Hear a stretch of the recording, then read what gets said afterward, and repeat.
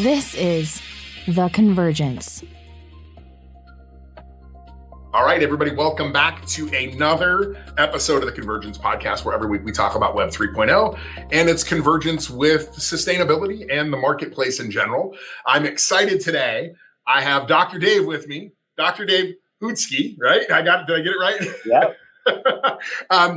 Who, honestly, Adam Small, who's been a guest on this show, and I've known Adam for many, many years, recommended I talk to you. And I'm so glad, because as I started to look at your background, Dr. Dave, it's really impressive. Tell my guests a little bit about where you come from. You came from really a cybersecurity background, right?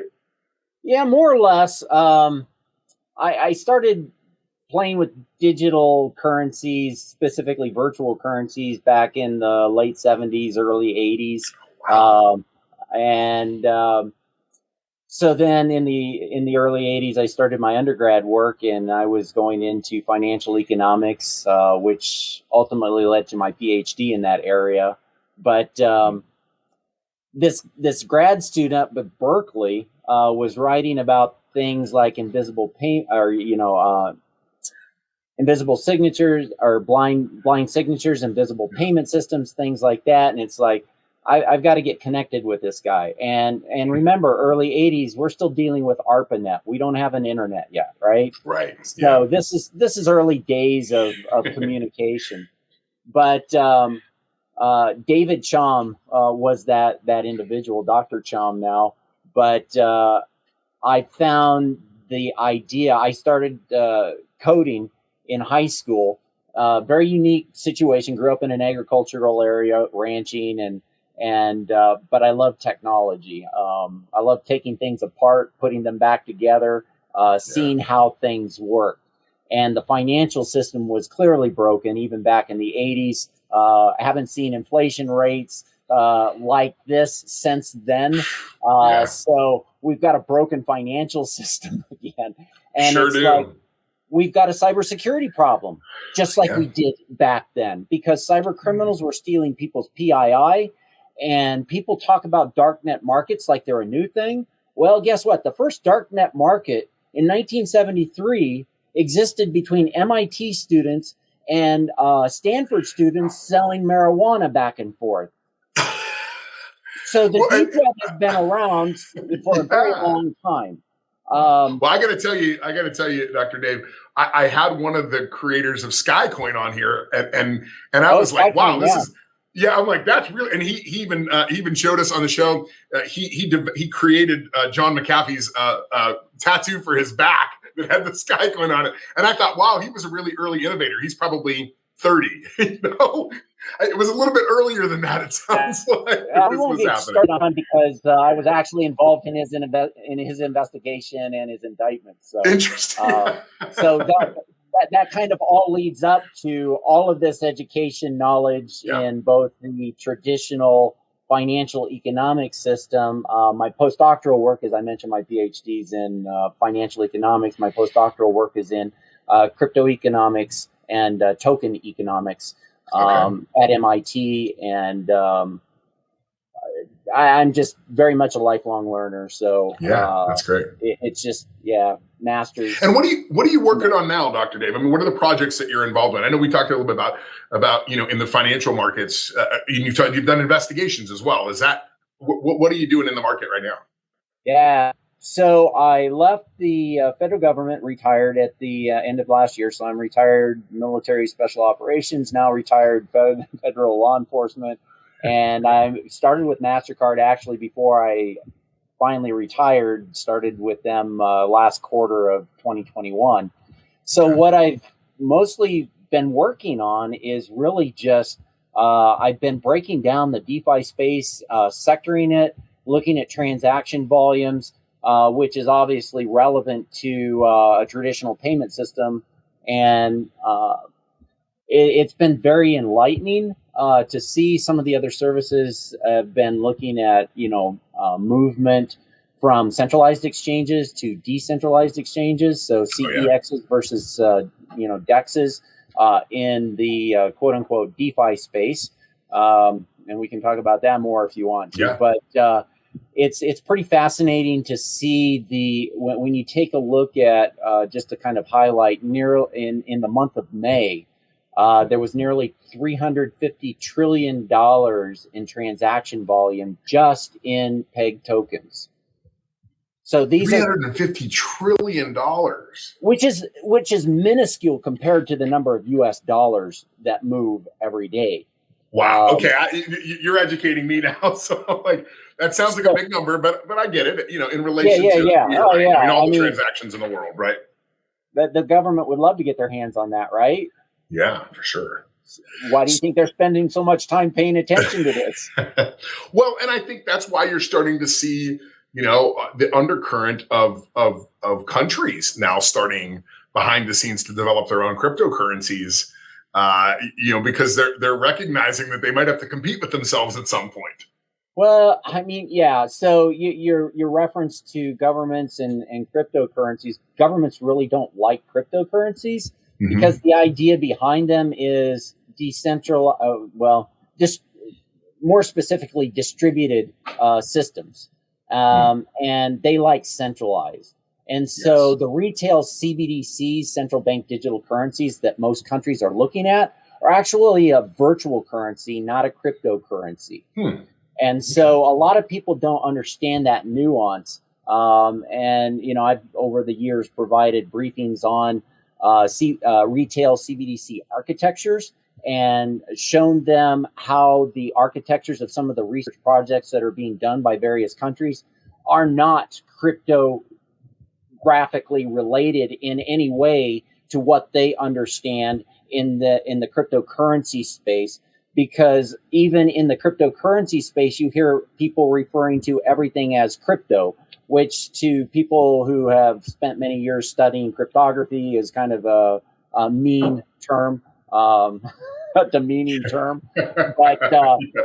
but what they don't understand is when they're referring to crypto, what they're encompassing is actually cryptocurrency assets and token assets. And these are completely different assets. So when we're looking at the DeFi space, we're primarily looking at these token assets. These are assets created by distributed ledger-based contracts. Coins are not created that way. So when you look at Bitcoin, Litecoin, Dogecoin, Zcash, things like that, those are on what's called if I could do a screen share, I'd kind of show you what the architectural layer looks like around a mainnet. There might be a way to do that. Hold on, let me just take a look real quick. Oh, I'm not sure how to do it, but that's we'll okay. Yeah. But so what you have is when you look at the distributed ledger, whether it's blocked ledgers like blockchain or Blockday, or blockless ledgers like IOTA or Radix, and that again is what a lot of people don't understand, because everybody thinks about the blockchain. Well, there's actually 850 different architectural variations of blockchain. So blockchain is really a technology, not a thing. And blockchain is just one type of distributed ledger technology.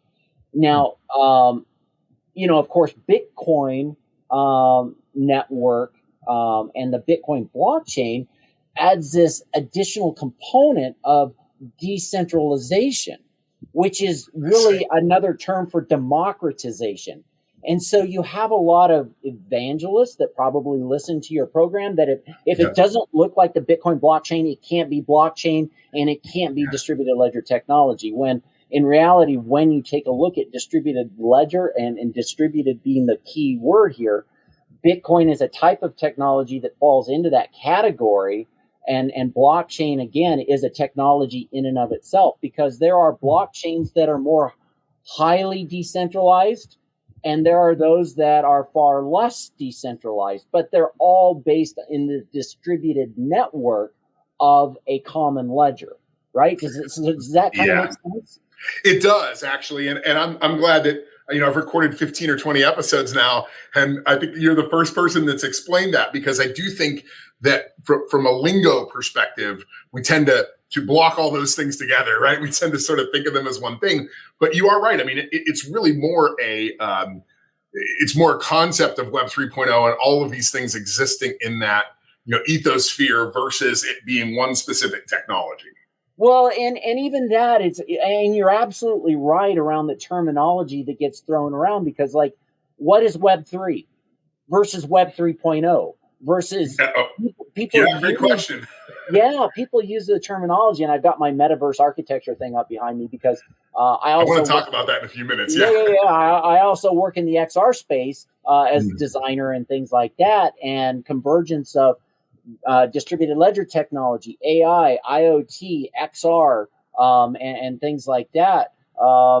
There's this phenomenal convergence of these technologies. And so when I work with grad students and do outside speaking engagements, they're just fascinated by, I didn't know that. So I want to talk with you for a few moments about Evergreen Carbon Credits, one of the sponsors of this show. I started working with Evergreen when I was telling a friend of mine who's involved with that company about my efforts to try to learn more about blockchain, NFTs, crypto, all the things in this space. And he showed me Evergreen. Evergreen was a really unique solution. I've looked at carbon credits in the past. I've been in the sustainability industry for almost 15 years. I understood what they were. You were buying an offset to offset the carbon footprint that you or your company has. But I also understood the challenges with that. They're sold in very, very large blocks, and then people break those blocks up and try to sell individual credits or small clusters of credits to businesses. And that creates some room for fraud, for people to not be up and up on what that project is, if that carbon credit is real. And there's challenges with that. And you can Google it right now and find there's a big case in Europe going on about fraudulent carbon credits. But what Evergreen did, I thought, was really unique. They took this idea of NFTs and they took blocks of carbon credits and broke those things down into tens of thousands or even millions of individual carbon credits. They can actually fraction those even out to a tenth of a carbon credit if they needed to.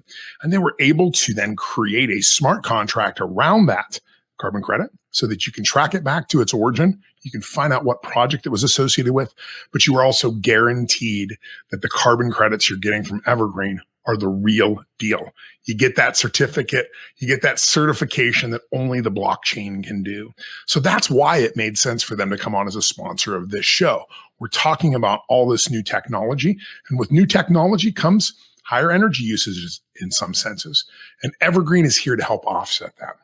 If you want to look to maybe improve your image in the marketplace, maybe you're looking to offset some of your carbon footprint, not even just for your image, but actually for the sake of the planet, head on over to evergreencarboncredits.com and check out what they do. You can buy credits for as little as $11, and you'll get the certificate and the NFT that you can put in your wallet that shows that you've actually made that contribution. And that money, particularly right now with the projects they're working on, is going to reforestation in the Amazon. I think that's something we can all really get behind, particularly when we understand that the environment, the climate we're all connected to it. It doesn't matter if we're putting off emissions here in the US or if it's happening in Mexico. It all contributes to the same global problem. So why not be part of a global solution with Evergreen Carbon Credits? It is. I mean, let me ask you some dumb questions. I mean, I've actually been involved in the metaverse since 2015. I was involved in a company that launched a universe called Hypatia. It was 40 square miles by 40 square miles. We had hundreds of thousands of people that logged into it in Steam when it first launched, all in VR headsets. Mm-hmm. And the biggest challenge we had was the question that everybody had at the end of the first weekend was, why can't we shoot anybody? And it was like, what? But they thought it was a video game. Yeah, they didn't understand it was a place for socialization. It was a place for exchange. And that project eventually went under because nobody got it. It was like Wired would write things on us and be like, this is incredible. This is the next generation. People would log in and they're like, how do I earn coins and who can I shoot? It's like, right. No, that's not what we're trying to do. I think we were just way too early. Maybe let's talk about that metaverse, because in some senses, I feel like a lot of these decentralized technologies sort of add up to what metaverse can potentially become. Yeah. So it's kind of interesting because people have to grasp, and I've had this conversation and many times, And people have a hard time wrapping their head around it. So they try to term things as they conceive it or understand it. Yeah. It becomes more of an analogy than anything, right, Dr. Dave? I mean, we try to use stories and analogies to understand our world, and I think that's true. It's something that maybe happens a little bit in this space. Right, exactly. So to try to be as non-scientific as possible, but I've heard, when I question, well, how can you have so many? You've got this metaverse and that metaverse and this other metaverse over here. How can you have all these? And they say metaverses. I said, listen to that. Metaverses. Metaverse implies singularity. Because that's meta true, in and of itself is singular. It's not plural. Right. So that S is in English, that S on the end, metaverses, is a way to contradict the Latin term that actually exists there. And I would say Zuckerberg didn't actually define metaverse correctly in his interview as meta. That was more of a ploy to rebrand, right? Yeah. But so metaverse is a singular 3D in environment, and I think Spielberg did a phenomenal job in taking the 2011 book Ready Player One. Yes. And putting it into movie format, because a metaverse is a singular 3D digital environment, much like what you said, for people to socialize, to play, to do things that they can't do in the physical world. And how did they move around between this planet or that planet and things like that? In XR, we call it porting.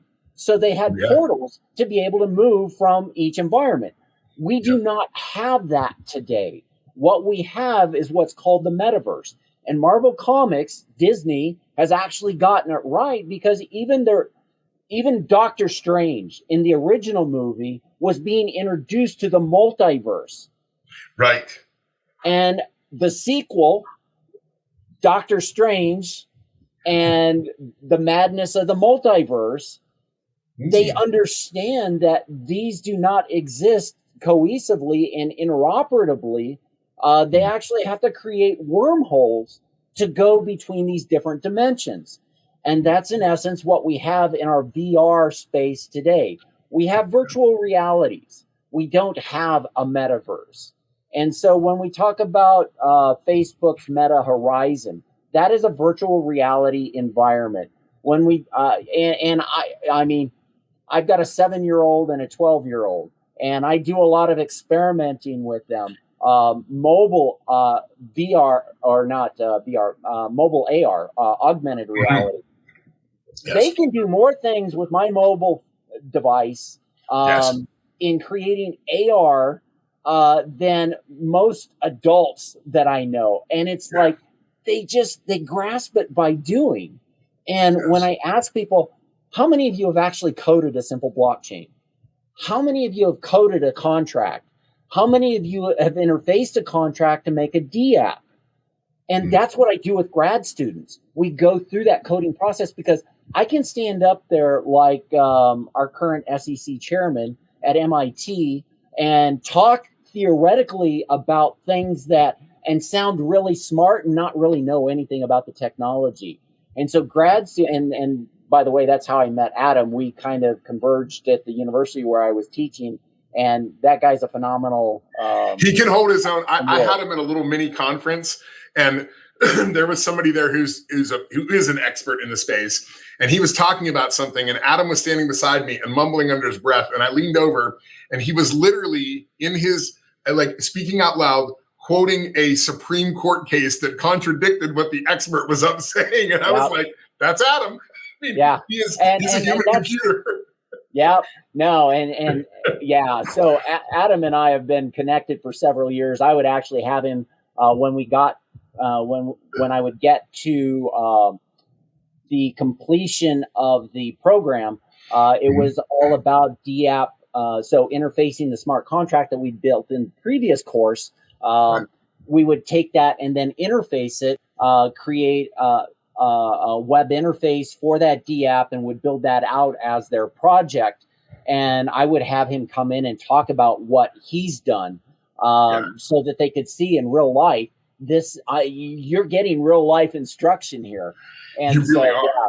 But if anybody hasn't listened to the episode, we talk a lot on that episode about the Diamond Ancestry product he's created, primarily because I come from a sustainability background where end of life product stewardship is a really big deal in the ESG space. And it was funny because even when Adam built that project, it wasn't until he and I sat down afterwards and I explained it to him. I'm like, this is actually an ESG project. And he's like, it is? And I'm like, yeah, think about it. Every manufacturer, my MacBook, Apple wants to know, what's going to happen to that at its end of life. And the consumer wants to know where it came from, what it's been touched and what the end of life solution is for it.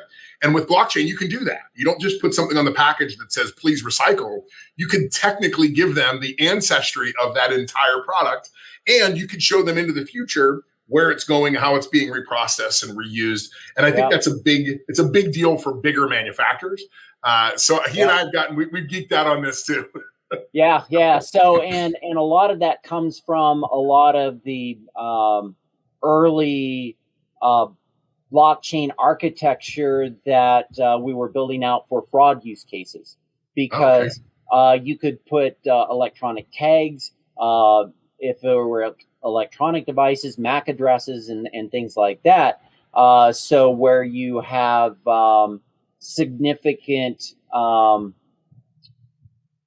fraud cases of proprietary products being forged and things like that, you could actually determine which ones were legitimate and which ones weren't just by going on to and interfacing with the blockchain. The fraud could easily be identified. So it's a little easier than the old school forensics accounting where you just had 6,000 boxes of documents and you had to lay them all on the floor. And or you had to bring in an expert who knew what kind of, what a Rolex watch really looked like on the inside and outside, rather than just by golly and try to take a guess. So with a lot of the experts that are out there today, I always love asking them that question of, have you ever actually built one of these things? Just in its simplest form to really understand it, because grad students, when they build out their first blockchain, it's like, so they're all excited about seeing the blocks. And it's like, when we get done, it's like, do you see any blocks? There is no blocks in blockchain. These visualizations of these blocks connected by these chains that people typically represent a blockchain architecture as really misrepresents the technology, because Dr. Claude Shannon introduced this concept of block ciphers coming out of World War II in 1949 in a Bell Labs paper that got the whole ball rolling. This has a much longer history than Satoshi Nakamoto and development of the Bitcoin blockchain. So much came from early pioneers, but Dr. Shannon. I think that happens with every industry and every movement, right? I remember working in the sustainability industry in the early 2000s, and when Al Gore's movie came out and he called it global warming, everybody in the industry cringed because we were like, it's not. It's climate change. Yeah. It might be cooling. Like, don't do this, Well, and unfortunately, that the idea of hell is embedded in us from the time we're children, and it's a good analogy. It works, right? Yeah. Well, it's gone through multiple iterations since I was young. I mean, it went from but it was global cooling when it first started.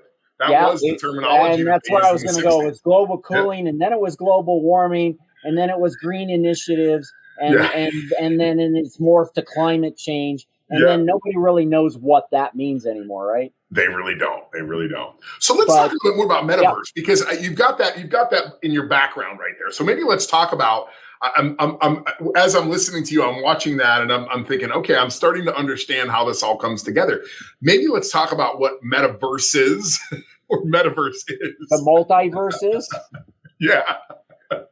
So, and let's talk about the convergence between XR what everybody refers to as the metaverse.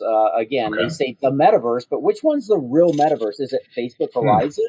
Is it Roblox? Is it Decentraland? Is it Sandbox? Is it, I can go on. So the concept of an actual metaverse hasn't yet arrived. And we're probably a decade away. Because really, to build out that 3D environment for a metaverse, a spatial web has to be created. That is what people typically refer to as Web 3 or Web 3.0. Now, here's where I need to clarify a little bit. Web 3.0 is another term for the spatial web. That kind of caught on a few years ago. Because nobody had ever heard of the term spatial web, and yet that term was originally introduced in 2006. Kind of like metaverse. Nobody had heard of metaverse, but that goes all the way back to 1991 with Snowflash. And so that was the origin of this term metaverse. And so people have just taken it and hyped it. That's the most polite way I guess I can put it. It's what we do, right? I mean, I get people all the time when they know my relationship with Hypatia and that project in 2015. They're like, "You guys were the pioneers." Yeah. And what can you really say without giving them a dissertation? Right. Without explaining 25 minutes of history, you just go, "Yep." I mean, we were. The pioneers really. Oddly enough, the pioneers weren't the first ones here in the Western Americas. Exactly, and people forget that too. So it's pretty crazy. They're just the first ones that wrote the history books. And who writes the history determines how history looks, right? Sure. The whole idea behind the metaverse has a history, and I guess as a researcher, that is one of the first class of the program that I taught is history, because you have to understand where it came from. And all the people that came before. I mean, even in the Bitcoin blockchain, you have Claude Shannon, who developed the concept of block ciphers. You've got Doctors Haber and Stornetta, who built the first rudimentary blockchain in 1991. You've got Alan Back and Hal Finney, who were involved in creating repeatable proof of work and Hashcash proof of work. But then before that, in 1993, you've got Cynthia Dwork, who created the concept of the more broader concept of proof of work for spam email.